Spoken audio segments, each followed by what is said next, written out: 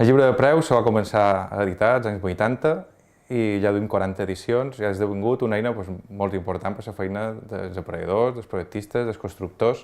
Trobaven que era necessària una traducció en català com a llengua cooficial, que fins ara només sortia en espanyol, y también trobaban que era necesario hacerlo en alemán y en inglés.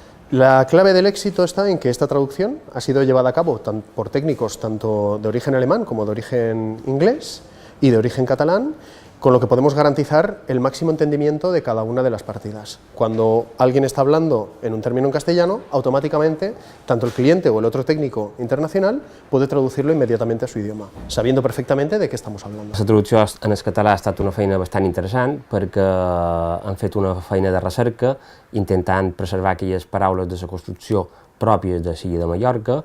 Aber ich glaube, jetzt mit diesem Werkzeug, mit dieser Grundlage, die wir haben, können wir zum Beispiel unserem deutschen Kunden, der hier in Spanien baut, ein spanisches Angebot ganz einfach und verständlich in seine Muttersprache übersetzen.